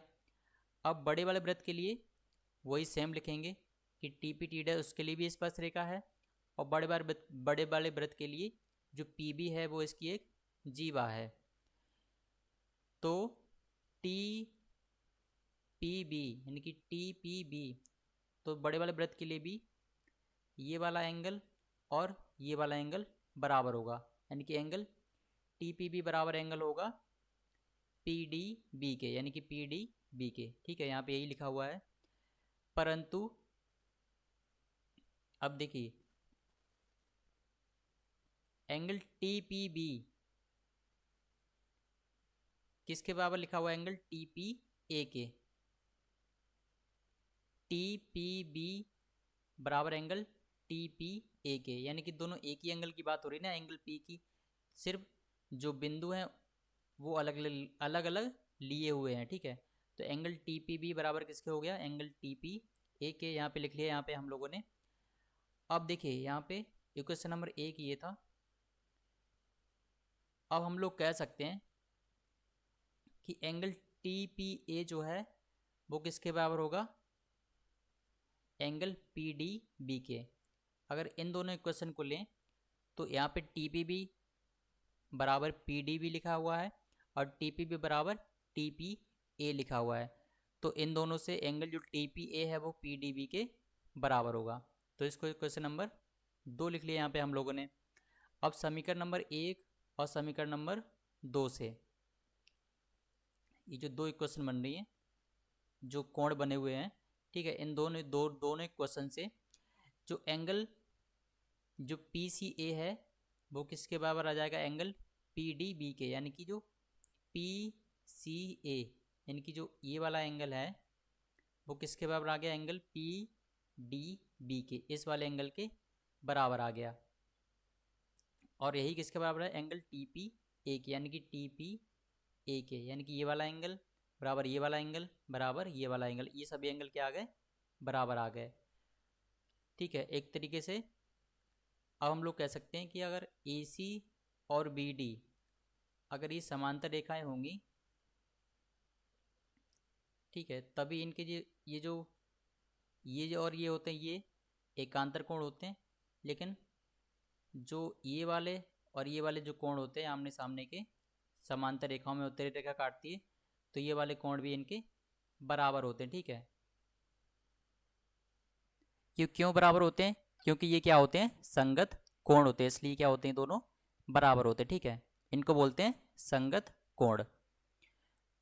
और ये तभी बराबर होंगे जब ये दो समांतर रेखाएं होंगी और एक तिर्यक रेखा काटती है, ठीक है। तो एंगल तो बराबर आ गए, तो उसके लिए इन दोनों रेखाओं का भी समांतर होना जरूरी है। तो इसलिए हम लोग कह सकते हैं कि ए सी और बी डी दोनों क्या होंगी, समांतर होंगी, ठीक है बच्चों। तो ये था क्वेश्चन नंबर 4, ये भी काफ़ी अच्छा क्वेश्चन था। तो क्वेश्चन नंबर 3 और क्वेश्चन नंबर 4 दोनों ही इंपॉर्टेंट है, इन दोनों को ही मैंने डबल स्टार मार्क कर लिया है। ये दोनों क्वेश्चन आप लोगों को बार बार प्रैक्टिस करना है, ताकि ऐसे क्वेश्चन पेपर में आने के चांसेस ज़्यादा होते हैं, इसलिए आप लोगों को ऐसे क्वेश्चन की अच्छे से प्रैक्टिस हो जाए, ठीक है बच्चों। अब चलिए समझते हैं क्वेश्चन नंबर 5। इस क्वेश्चन में दे रखा है, इसमें दो वृत्त दे रखे हैं, ठीक है। एक का केंद्र O है, दूसरे का O डैश है, ठीक है। और एक दूसरे को बाहर से स्पर्श कर रहे हैं बिंदु P पर। इन वृत्तों की एक उभयनिष्ठ अनुस्पर्श रेखा है AB है, ठीक है, जो खींची जाती है। तो हम लोग को सिद्ध करने के एंगल APB है वो 90 डिग्री होगा। APB कौन सा, APB वाला, यानी कि ये वाला, यानी कि अल्फ़ा प्लस बीटा हम लोगों को क्या सिद्ध करना है, 90 डिग्री। इसको सॉल्यूशन में क्या लिखा हुआ है, देखिए दोनों वृत्तों के स्पर्श बिंदु P पर, ये जो स्पर्श बिंदु P है, ठीक है, और जो दूसरा जो स्पर्श रेखा थी उभयनिष्ठ अनुस्पर्श रेखा, वो जहाँ पे इन दोनों वृत्तों को काट रही है, ठीक है, और उनकी जो उभयनिष्ठ स्पर्श रेखा को स्पर्श बिंदु है, उन दोनों को हम लोगों ने मिला लिया, यानी कि P को A से मिला लिया और P को B से मिला लिया। तो यहाँ पे एंगल इसके इस तरफ बीटा बन रहा है और इस तरफ अल्फा बन रहा है। और P से एक उभयनिष्ठ स्पर्श रेखा हम लोगों ने PC भी खींची, ठीक है, जो AB को बिंदु C पर काटती है। और CA और CP जो है, CA और जो CB है, सॉरी CB नहीं CP, ये एक तरीके से बाहरी बिंदु से एक वृत्त जो जिसका केंद्र O है उस पर स्पर्श रेखा है, ठीक है। इसी तरीके से CB और CP भी इस छोटे वाले वृत्त जिसका केंद्र O डैश है उसकी स्पर्श रेखा है, ठीक है। तो हम लोग एक प्रमेय पढ़ी थी कि बाहरी बिंदु से वृत्त पर खींची गई स्पर्श रेखाओं की लंबाइयाँ बराबर होती, ठीक है। तो सिर्फ एक ही वृत्त के लिए ये लागू होती, ठीक है। यहाँ पे हम लोग ये नहीं कह सकते कि CA बराबर CB होगा, सिर्फ एक ही वृत्त के लिए वो अप्लाई होती है। तो CA बराबर CP होगी, ठीक है। ये किसके लिए होगी, वृत्त O के लिए, ठीक है। अब हम लोग यहाँ जानते हैं कि जो त्रिभुज ACP बन रहा है, ACP एक तरीके से ये क्या हो गया, समद्विबाहु त्रिभुज हो गया, क्योंकि AC बराबर CP सिद्ध हो गया, यानी कि इसकी दो भुजाएं बराबर होंगी, ठीक है। तो एंगल जब दो भुजाएं बराबर होंगी, उनके सामने वाले कोण भी बराबर होंगे, जो कि क्या दिए गए हैं, अल्फा, यानी कि एंगल CAP बराबर एंगल CPA या फिर PAC, इसको अल्फा मान लिया। इसी प्रकार दूसरे वाले वृत्त के लिए देख लेंगे, तो उसमें CB बराबर CP होगा, तो उसमें भी समद्विबाहु त्रिभुज बनेगा, त्रिभुज CBP। तो उसमें भी एंगल PBC बराबर एंगल BPC, जिसको हम लोगों ने बीटा माना, यानी कि चित्र में जैसा दिखाया गया है। अब त्रिभुज APB यानी कि इस पूरे त्रिभुज की बात कर रखी है, ठीक है। तो इस पूरे वाले त्रिभुज में हम लोगों ने क्या किया, इन सभी एंगल को जोड़ लिया, यानी कि अल्फ़ा, ये अल्फ़ा बन रहा है और ये अल्फ़ा प्लस बीटा और ये बीटा है, बराबर 180 डिग्री रख दिया। इसको जब सॉल्व किया, ठीक है, तो यहाँ से अल्फ़ा प्लस बीटा क्या सिद्ध हो के आ गया, 90 डिग्री। और जो अल्फ़ा प्लस बीटा है वही क्या है, एंगल APB। यही हमको क्या करना था, सिद्ध करना था। तो ये था क्वेश्चन नंबर 5, अच्छा क्वेश्चन था, इजी क्वेश्चन था, फिर भी हम लोग इसको स्टार मार्क कर लेंगे। अब चलिए समझते हैं क्वेश्चन नंबर 6। इस वाले क्वेश्चन में दिया हुआ है, यहाँ पे दो वृत्त दे रखे हैं, ठीक है, एक दूसरे को बिंदु P पर अंतः स्पर्श करते हैं। बड़े वृत्त की कोई जीवा AB खींची जाती है जो छोटे वृत्त को बिंदु C पर स्पर्श करती है, यानी कि बड़ा वृत्त जो है उसकी एक जीवा AB है और एक छोटा वृत्त जो है ये वाला, इसको बिंदु C पर स्पर्श करती है, जैसा यहाँ पे चित्र में दिखाया गया है। तो हम लोग को सिद्ध करना है कि जो रेखाखंड CP है, यानी जो CP जो रेखाखंड हम लोग बनाएंगे, ठीक है, वो एंगल APB यानी कि APB यानी कि इस वाले कोण का अर्धक होगी, यानी कि बराबर बराबर कोणों में बांटेगी ये वाली रेखा इस वाले एंगल को। तो देखिए हम लोगों को क्या क्या है, दो वृत्त हैं, एक दूसरे को बिंदु P पर अंतःस्पर्श करते हैं। बड़े वृत्त की कोई जीवा ए बी है जो छोटे वृत्त को बिंदु सी पर स्पर्श करती है। सिद्ध करना है कि जो सी पी है वो एंगल ए पी बी का अर्धक है, यानी कि जो एंगल ए पी सी और एंगल सी पी बी ये दोनों बराबर होंगे। तो ये हमको सिद्ध करना है। सी पी बी बोल लो या फिर बी पी सी बोल लो, एक ही बात है। रचना हम लोगों ने यहाँ पे क्या की, सी पी और सी डी को मिलाया, यानी कि सी को पी से और सी को डी से हम लोगों ने मिला लिया। अब छोटे वाले वृत्त में, यानी कि जो अंदर जो वृत्त बन रहा है छोटा वाला, उसमें जो बिंदु P है, ठीक है, बिंदु जो P पर PT स्पर्श रेखा है और PD उसकी एक जीवा है। छोटे वाले वृत्त के लिए P इसका स्पर्श बिंदु है, ठीक है, और PT इसकी एक स्पर्श रेखा है, और जो PD है वो इसकी क्या है, एक जीवा है। तो एकांतर मतलब संगत एकांतर वृत्तखंड के कोण भी बराबर होते हैं, हम लोग जानते हैं। तो हम लोग कह सकते हैं एंगल जो TPD है, यानी कि TPD यानी कि ये वाला एंगल पूरा, और एंगल PCD, सॉरी ये T डैश है, इधर है T डैश, इस वाले एंगल की बात नहीं, इस वाले एंगल की बात हो रही है। तो एंगल TPD ये वाला एंगल और ये वाला एंगल क्या होंगे, बराबर होंगे। तो TPD बराबर PCD के, यही बराबर यहाँ पे लिखा हुआ है। अब बड़े वाले वृत्त की बात कर रहे हैं, तो बिंदु P पर PT स्पर्श रेखा है और PA उसकी एक जीवा है। बड़े वाले वृत्त के लिए PA इसकी एक जीवा है, तो उसके लिए भी जो एंगल TPA है वो ABP के बराबर होगा। TPA यानी कि TPA और ABP यानी कि ये वाला एंगल और ये वाला एंगल, इस बड़े वाले वृत्त के लिए भी एकांतर वृत्तखंड का कोण होगा, तो उसको भी बराबर हम लोगों ने यहाँ पे दिखाया गया है। अथवा हम लोग लिख सकते हैं TPD बराबर CBP, TPD बराबर CBP यानी कि TPD बराबर CBP।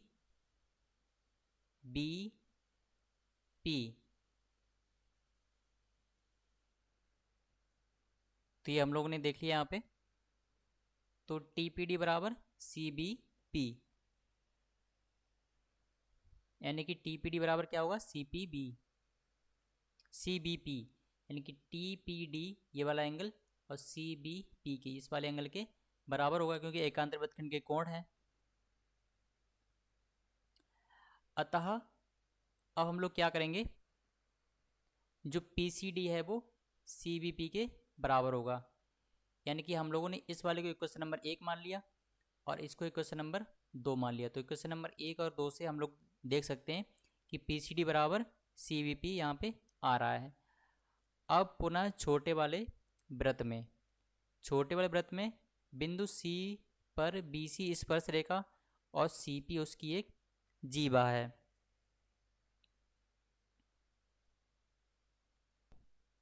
तो इसके लिए पहले हम लोग वृत्त को देखेंगे। छोटे वाले वृत्त के लिए BC जो है वो इसकी एक स्पर्श रेखा है और CP क्या होगी, इसकी एक जीवा होगी, ठीक है। अब यहाँ पे लिखा हुआ है कि जो एंगल BCP है वो CDP के बराबर है। क्यों? क्योंकि एकांतर वृत्तखंड के कोण है। इसको चित्र में समझते हैं।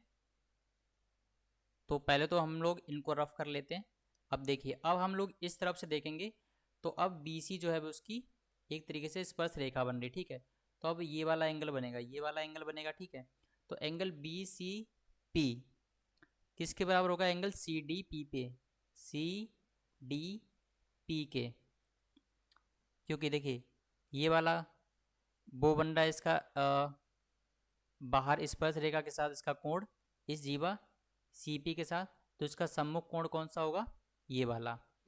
तो एंगल BCP किसके बराबर लिखा हुआ है, एंगल CDP के, ठीक है बच्चों, समझ रहे हो आप लोग। अब आगे क्या दिया हुआ है, तो देखिए मैंने यहाँ पे इसका चित्र बना लिया है क्योंकि बार बार ऊपर जाना पड़ रहा है। यहाँ पे हम लोग ने क्या किया कि दो त्रिभुजों का कंपैरिजन करेंगे। त्रिभुज PBC यानी कि PBC ये वाला त्रिभुज, ठीक है, और PDC ये वाला त्रिभुज, ठीक है। इसमें हम लोगों ने एंगल PCD ये वाला एंगल और CBP यानी कि CBP ये वाला एंगल, दोनों ही त्रिभुजों में ये वाले दोनों एंगल बराबर हैं। इक्वेशन नंबर 2 के नीचे जो लिखा हुआ है, ठीक है, इसको हम लोगों ने क्वेश्चन नंबर 3 मान लिया, यानी कि क्वेश्चन नंबर 3 से, ठीक है। और एंगल BCP बराबर एंगल CDP लिखा हुआ है, ये क्वेश्चन नंबर 4 से। ये दोनों त्रिभुजों का कंपैरिजन कर रहे हैं। इसके बाद यहाँ पे लिखा हुआ है शेष एंगल BPC यानी कि BPC ये वाला एंगल और DPC ये वाला एंगल, ये क्या है, बराबर है, ठीक है, ये बराबर होंगे, यानी कि ये दोनों एंगल बराबर होंगे। तो एंगल DPC को हम लोग फिर क्या लिख सकते हैं, इसको बिंदु A तक बढ़ाएंगे तो एंगल APC भी लिख सकते हैं, ठीक है। अथवा एंगल BPC बराबर एंगल APC आ गया। ये तभी आ सकते हैं जब जो रेखाखंड CP है वो एंगल APB का अर्धक है, ठीक है। तो अतः हम लोग कह सकते हैं कि जो क्वेश्चन में दिया हुआ था वो हम लोगों ने सिद्ध कर लिया, ठीक है बच्चों। तो आई होप कि आप लोगों को ये क्वेश्चन नंबर 6 समझ में आ गया होगा। अगर आप लोगों को फिर भी डाउट होता है तो आप लोग को कमेंट बॉक्स में पूछ सकते हो। तो ये भी काफ़ी अच्छा क्वेश्चन था, इसको भी हम लोग स्टार मार्क कर लेंगे। अब चलिए समझते हैं क्वेश्चन नंबर 7। क्वेश्चन नंबर 7 पे जाने से पहले कई बच्चों के मन में डाउट होगा क्यों ये शेष जो है वो बराबर क्यों कर दिया अपने आप। देखो, दोनों ही त्रिभुजों में दो कोण बराबर हो गए, तो तीसरी जो भुजा है CP वो दोनों में ही कॉमन होगी, यानी कि CP बराबर CP। अतः दोनों त्रिभुजों वो एक तरीके से सर्वांगसम सिद्ध हो गए, यानी कि जब दोनों त्रिभुज सर्वांगसम सिद्ध हो गए तो उनके सभी कोण भी बराबर होंगे। अतः इस वाले त्रिभुज का ये वाला एंगल और इस वाले त्रिभुज का ये वाला एंगल भी बराबर होंगे, इसलिए यहाँ पे लिखा हुआ है शेष, ठीक है बच्चों। अब होता है जाके ये क्वेश्चन नंबर 6 कंप्लीट, क्योंकि काफ़ी बच्चों के मन में डाउट होगा कि सर ने डायरेक्ट यहाँ पे बता दिया, तो वो डायरेक्ट नहीं है, उसके पीछे ये रीजन है, क्योंकि दोनों ही त्रिभुज सर्वांगसम सिद्ध होगा यहाँ पे, इसलिए यहाँ पे लिखा हुआ है। अब चलिए समझते हैं क्वेश्चन नंबर 7। क्वेश्चन नंबर 7 यहाँ पे लिखा हुआ है AB एक रेखाखंड है और M उसका मध्य बिंदु है। AB एक रेखाखंड है, M इसका मध्य बिंदु है। AM और MB और AB को व्यास मानकर रेखा AB के एक और अर्धवृत्त खींचे गए हैं, ठीक है। AB को व्यास मानकर एक अर्धवृत्त खींचा गया है। एक वृत्त बना हुआ है जिसका केंद्र O है और त्रिज्या R है, खींचा गया है, जो इन तीनों अर्धवृत्तों को स्पर्श करता है। एक वृत्त है जिसका केंद्र O है, ठीक है, इसकी त्रिज्या R है। ये जो तीन अर्धवृत्त बन रहे हैं, एक ये वाला अर्धवृत्त, एक ये वाला अर्धवृत्त और एक पूरा अर्धवृत्त जो बन रहा है जिसका व्यास AB है, ठीक है, तीनों को स्पर्श करता है। तो हम लोग को सिद्ध करना है कि जो वृत्त बना हुआ है, पूरा जो वृत्त है जिसकी त्रिज्या R है, ठीक है, वो 1/6 AB है, यानी कि R बराबर AB बटा 6 है। ये हम लोग को सिद्ध करना है। तो क्वेश्चन नंबर 7 बहुत ही इंपॉर्टेंट क्वेश्चन है, इसको हम लोग पहले से ही डबल स्टार मार्क कर लेंगे, क्योंकि ये काफ़ी ही इंपॉर्टेंट क्वेश्चन है। इसको समझते हैं हम लोग।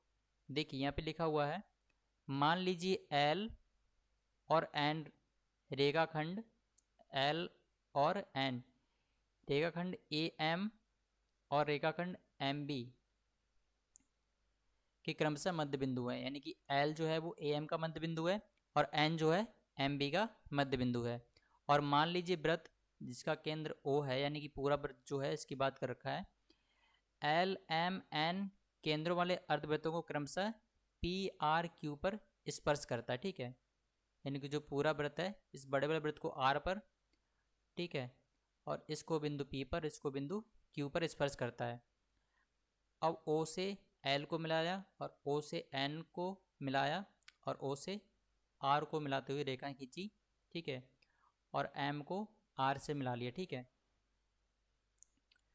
अब जो बिंदु है ओ पी एल, यानी कि ओ पी और एल, ठीक है, एक तरीके से रेखा बन गई, रेखा ओ पी एल।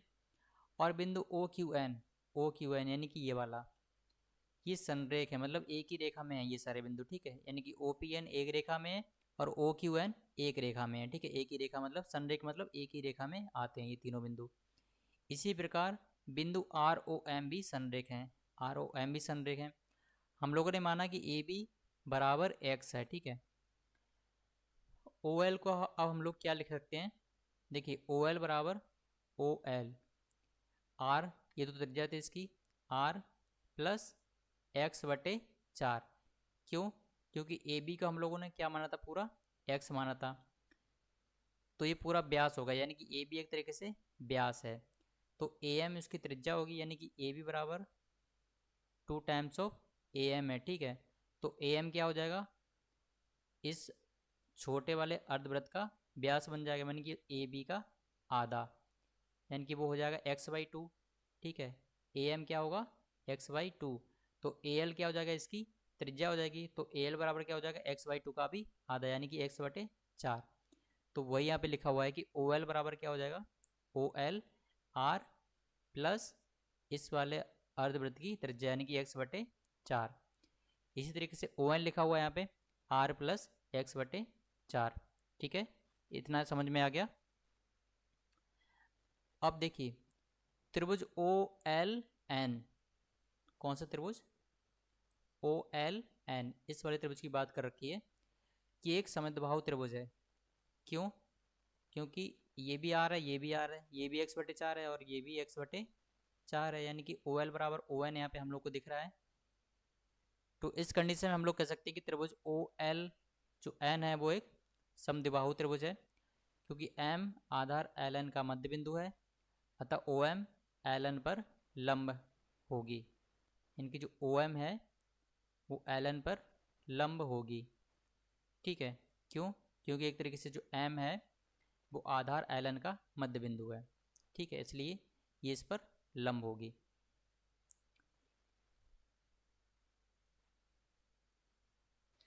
अब यहाँ पे एक त्रिभुज लिया गया है O M L, O M L, इस वाले त्रिभुज की बात कर रखी है, ये एक समकोण त्रिभुज बन रहा है। तो इस वाले समकोण त्रिभुज में हम लोग पाइथागोरस प्रमेय लगा के ओ एल स्क्वायर बराबर O M square plus M square L M square लिख लिया है, ठीक है। अब यहाँ पे जिनके मान हम लोगों ने निकाल लिए उन सभी के मान रख देंगे। ओ एल का मान हम लोग को पता है, ठीक है, और ओ एम क्या हो जाएगा, ओ एम, ओ एम जो है वो क्या है, आर एम माइनस आर का स्क्वायर हो जाएगा, यानी कि ओ एम जो स्क्वायर है, ओ एम को हम लिख सकते हैं हम लोग इस बाल पूरी वाली रेखा माइनस ऊपर जो त्रिज्या आर है उसको माइनस करके लिखेंगे तो ओ एम निकल के आ जाएगा। तो वही यहाँ पे इसको लिखा गया है। और एल एम क्या है, एल एम x/4 है, जो कि वृत्त की त्रिज्या है, नीचे वाले अर्धवृत्त जो बन रहा है छोटा वाला। अब इस पूरे समीकरण को हम लोगों ने सॉल्व किया है, ठीक है। आर एम क्या है, आर एम हम लोग देख लेते हैं। आर एम भी एक तरीके से इस बड़े वाले जो अर्धवृत्त है उसकी त्रिज्या है, ठीक है, तो ये भी x/2 होगी। तो वो यहाँ पे लिखा हुआ है, आर एम को यहाँ पे x/2 लिखा हुआ है, ठीक है। अब इस पूरे इक्वेशन को जब हम लोगों ने सॉल्व किया तो यहाँ पे जो x का मान आया, x का मान सॉरी जो x का मान आया वो आया 6r, यानी कि x बराबर आ गया 6r। अब यहाँ पे r बराबर को क्या लिख सकते हैं, x/6, और x क्या है, ए बी था, तो हम लोग इसको लिख लेंगे r बराबर आ जाएगा AB/6, ठीक है बच्चों। ये हमको क्या करना था, सिद्ध करना था।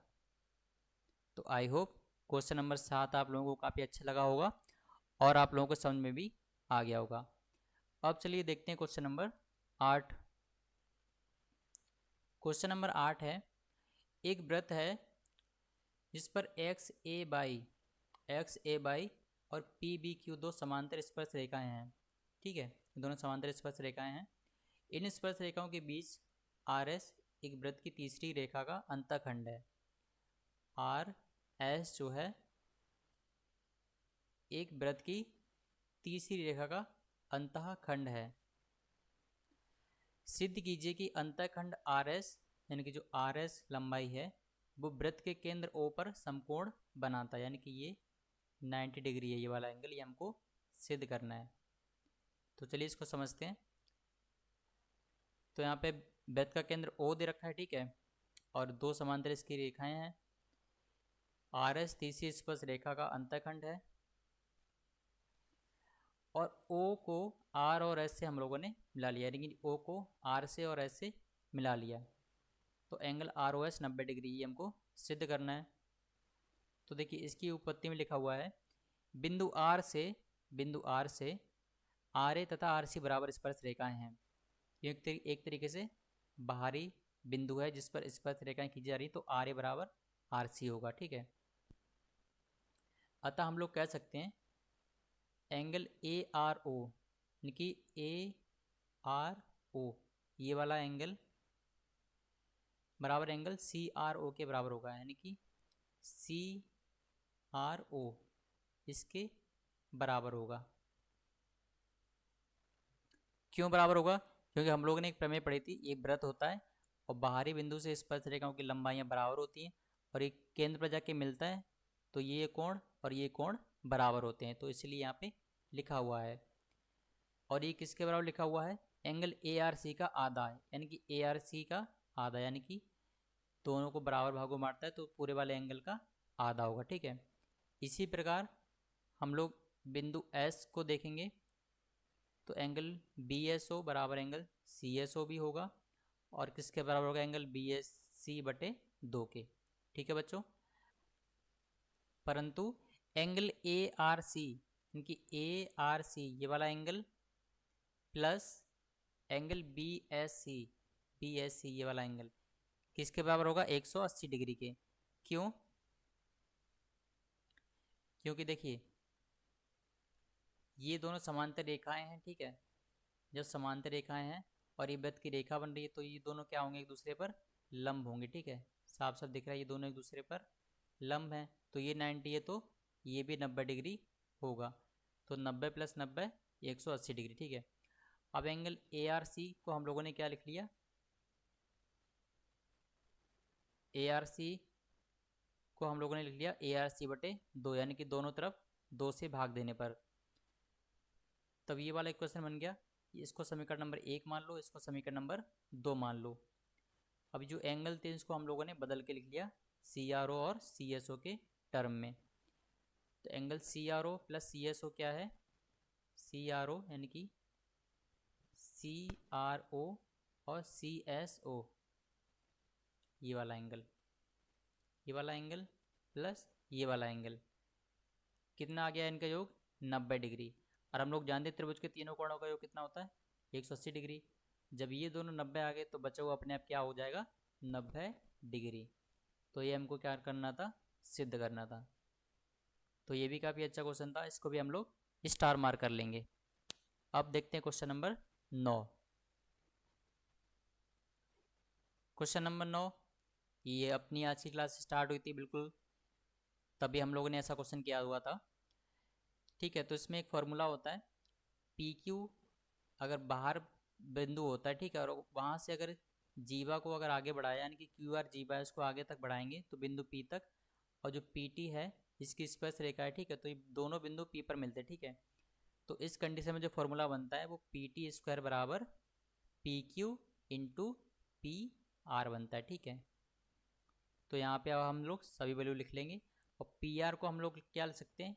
पी आर को लिख लिया यहाँ पे P Q plus Q are, और क्वेश्चन में जो भी वैल्यू दे रखी है उसको लिख लेंगे और हम लोग क्यू आर का मान निकाल लेंगे। क्यू आर कितना आ जाएगा? 5 सेंटीमीटर, ठीक है। तो ये काफ़ी इजी क्वेश्चन था, इसका आप लोग जो सॉल्यूशन है खुद से समझ लेना क्योंकि काफ़ी इजी क्वेश्चन है। अब देखते हैं क्वेश्चन नंबर 10। क्वेश्चन नंबर 10 का ए पार्ट है। यहाँ पे दो वृत्त दे रखे हैं, ठीक है, जो एक दूसरे को बाहरी स्पर्श करते हैं बिंदु ए पर। ए पर दोनों वृत्तों की एक उभयनिष्ठ स्पर्श रेखा है, ठीक है, ए टी है, ठीक है। बिंदु टी से दोनों वृत्तों पर स्पर्शियों क्रमशः टी बी और टी सी है, ठीक है। ये उभयनिष्ठ स्पर्श रेखा है और जो टी बी और टी सी है ये दोनों की स्पर्श रेखाएं हैं अलग से। तो सिद्ध करना है कि टी बी और टी सी बराबर है, यानी कि टी बी और टी सी बराबर है। तो दो वृत्त हैं, एक का केंद्र है O1, दूसरे का केंद्र है O2, ठीक है। और बाहरी बिंदु ए पर स्पर्श करते हैं। एक इनकी उभरने से स्पर्श रेखा है, ठीक है, जिस पर टी कोई बिंदु है, ठीक है। वहाँ से इन दोनों वृत्तों पर स्पर्श रेखाएं खींची गई हैं, टी बी और टी सी। तो इनकी लंबाइयाँ बराबर है, वो सिद्ध करना है। तो देखिए, किसी बाहरी बिंदु से वृत्त पर खींची गई स्पर्श रेखाएं बराबर होती हैं, हम लोग को पता ही है। तो O1 वृत्त के लिए हम लोग लिख सकते हैं कि टी बी बराबर टी ए है, और दूसरे वाले वृत्त के लिए टी ए बराबर टी सी है। तो इक्वेशन नंबर 1 और 2 से हम लोग कह सकते हैं कि टी बी बराबर टी सी भी होगा। कितना छोटा क्वेश्चन था, एकदम हाल हो गया। अब इसका बी पार्ट देखते हैं। इसमें क्वेश्चन दिया हुआ है, नीचे एक चित्र दिखाया गया है, ठीक है। इसमें बाहरी स्पर्श करने वाले दो वृत्तों की उभयनिष्ठ अनुस्पर्शी रेखाएं, एक पीडीसी और एक पीईएफ दे रखी है, ठीक है।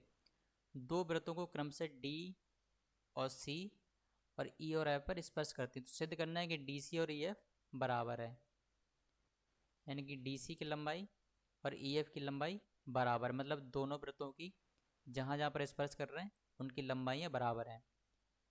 तो देखो, पी डी बराबर पी ई, पी डी बराबर पी ई, ये हम लोग जानते हैं प्रमेय के अनुसार से कि बाहरी बिंदु से किसी वृत्त पर खींची गई स्पर्श रेखाओं की लंबाइयाँ बराबर होती हैं। तो पी डी बराबर पी ई होगा, और पी सी बराबर पी एफ भी होगा, क्योंकि ये दूसरे वाले वृत्त की स्पर्श रेखा ही बन रही है। और हम लोगों ने क्या किया, दोनों समीकरणों को जोड़ दिया। इक्वेशन नंबर 1 मान लो, इसको 2 मान लियो। जब दोनों को जोड़ा तो P D plus T C बराबर P E plus E F. अब हम लोगों ने क्या किया, जो पी डी था उसको हम लोगों ने पी ई लिख लिया, ठीक है। यहाँ पे पी डी को पी ई लिख लिया समीकरण नंबर 1 से। अब P E plus D C, P E plus D C बराबर P E plus E F. अब यहाँ से पी और पी ई कट जाएगा, तो क्या सिद्ध हो गया, डी सी बराबर ई एफ, ठीक है। छोटा क्वेश्चन था बट अच्छा क्वेश्चन था। अब इसका सी पार्ट समझते हैं हम लोग। यहाँ पे भी एक चित्र दे रखा है, इसमें ए बी सी के अंतर्गत एक वृत्त खींचा गया है, ठीक है, जो त्रिभुज के तीनों भुजाओं को पी क्यू आर पर स्पर्श करता है। अब in P A, P B और ए सी की लंबाई दे रखी है, ठीक है, 4 सेंटीमीटर, 6 सेंटीमीटर और 12 सेंटीमीटर। तो बी सी की लंबाई निकालनी है। तो देखो, बाहरी बिंदु से खींची गई स्पर्श रेखा की लंबाइयाँ बराबर होती हैं, ठीक है। तो बी क्यू कितना दे रखा है, बी क्यू किसके बराबर होगा, बी क्यू बराबर होगा बी पी के, यानी कि पी बी के। तो पी बी पता है 6 सेंटीमीटर है, तो बी क्यू भी 6 सेंटीमीटर हो जाएगा। इसी तरीके से ए आर बराबर ए पी हो जाएगा 4 सेंटीमीटर, और ए सी कितना दे रखा है 12 सेंटीमीटर। हम लोग को बी सी पूछा है। देखो बी सी को हम लोग क्या ले सकते हैं, B Q plus Q C. और यहाँ पे आर सी को क्या लिखा हुआ है, आर सी को यहाँ पे लिख सकते हैं हम लोग A C minus A R, A C minus A R. A C पता है 12 है, और ए आर कितना आ जाएगा, ए आर आ जाएगा 4 सेंटीमीटर, क्योंकि यहाँ से ये और ये बराबर होंगी। तो आर सी कितना आ गया 8 सेंटीमीटर, ये आ गया 8 सेंटीमीटर, ये 8 सेंटीमीटर है, तो क्यू सी भी 8 सेंटीमीटर होगा, ठीक है। तो ए सी की लंबाई क्या हो जाएगी, ए सी की लंबाई हो जाएगी 12 सेंटीमीटर, ये दे रखी है। सॉरी, ए सी नहीं, बी सी की लंबाई पूछी गई है। तो बी सी की लंबाई हो जाएगी, बी क्यू की हम लोगों ने निकाली 6 सेंटीमीटर, और इसकी निकाली 8 सेंटीमीटर। तो 6 + 8 कितना हो जाएगा 14 सेंटीमीटर। तो बी सी की लंबाई कितनी आ जाएगी 14 सेंटीमीटर, ठीक है बच्चों। तो ये था क्वेश्चन नंबर 10, जिसके 3 पार्ट थे ए बी सी, हम लोगों ने तीनों समझ लिए। अगर आप लोगों को डाउट होता है तो आप लोग कमेंट बॉक्स में पूछ सकते हैं। तो आज की क्लास का आखिरी क्वेश्चन, क्वेश्चन नंबर 11 हम लोग समझते हैं। ये भी क्वेश्चन काफ़ी अच्छा क्वेश्चन है, इसको भी हम लोग स्टार मार्क कर लेते हैं। इसमें एक वृत्त दे रखा है जिसका केंद्र O है, त्रिज्या R है, किसी बाहरी बिंदु ए से दो छेदक रेखाएं ए बी पी और ए सी क्यू खींची गई हैं, ठीक है। बी सी और पी क्यू रेखाखंड खींचे गए हैं, बी सी और पी क्यू दो रेखाएं खींची गई हैं। हम लोग को सिद्ध करना है इसके पार्ट नंबर 1 में कि एंगल ए बी सी यानी कि ए बी सी ये वाला एंगल और ए क्यू पी और ए क्यू पी ये वाला एंगल और ये वाला एंगल बराबर होगा, और ए सी बी और ये वाला एंगल और ए पी क्यू और ये वाला एंगल बराबर होगा। ये फर्स्ट पार्ट है, हमको सिद्ध करना है। और दूसरे वाले ने सिद्ध करना है कि त्रिभुज जो ए बी सी है, ए बी सी त्रिभुज और ए पी क्यू त्रिभुज ये सर्वांगसम है, और A B into A P यानी कि A B into A P बराबर A C into A Q होता है। तो ये सेकेंड पार्ट में हमको सिद्ध करना है। तो पहले इसका फर्स्ट पार्ट देखते हैं। देखो A Q P plus P B C और पी बी सी ये वाला एक तरीके से देखो जो चतुर्भुज बन रहा है कौन सा, पी बी सी और क्यू एक तरीके से चक्री चतुर्भुज है, तो उनके आमने सामने कोणों का योग क्या होगा 180 डिग्री, तो वही यहाँ पे लिखा हुआ है। अब हम लोगों ने क्या किया,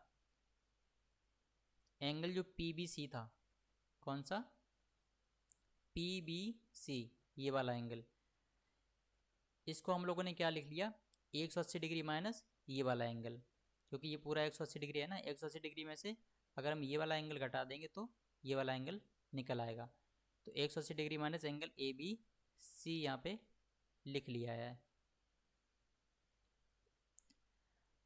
अब देखिए, अतः एंगल ए क्यू पी यानी कि ए क्यू पी ये वाला एंगल और बराबर एंगल ए बी सी ये वाला एंगल क्या आ गया, बराबर आ गया इस वाली इक्वेशन से, क्योंकि 180 डिग्री 180 डिग्री कट जाएगा और ये माइनस वाला इधर LHS RHS में चला जाएगा, ठीक है। तो यहाँ पे ये आ गया इक्वेशन। या फिर हम लोग लिख सकते हैं ए बी सी बराबर ए क्यू पी, यानी कि आगे इधर उधर कर लिया, ठीक है। LHS को RHS में लिख लिया, RHS को LHS में लिख लिया, दोनों एक ही बात है। इसी प्रकार अब हम लोग क्या करेंगे, एंगल ए सी बी, जब ये वाला एंगल इसके बराबर सिद्ध हो गया, इसी तरीके से हम लोग ये वाला एंगल इसके बराबर भी सेम तरीके से सिद्ध करेंगे, तो ये दोनों भी बराबर आ जाएंगे। तो एंगल ए सी बी बराबर angle A P Q B आ जाएगा, बिल्कुल इसी तरीके से। तो ये इक्वेशन नंबर जो 1 था, क्वेश्चन का जो 1 पार्ट था वो हम लोगों ने सिद्ध कर लिया, ठीक है बच्चों। तो इसका जो सेकेंड पार्ट दे रखा है उसमें क्या दे रखा है कि त्रिभुज ए बी सी और त्रिभुज ए पी क्यू क्या है, समरूप हैं। तब त्रिभुज की संगत जो भुजाएं होती हैं वो अनुपातिक होंगी, यानी कि जो ए बी बटे ए सी बराबर ए क्यू बटे ए पी। इसको जब सॉल्व करेंगे तो ए बी बटे ए क्यू को इधर ले आएंगे बटे में, तो ए क्यू और ए सी उधर चला जाएगा, तो ए सी बटे ए पी भी लिख सकते हैं, ठीक है।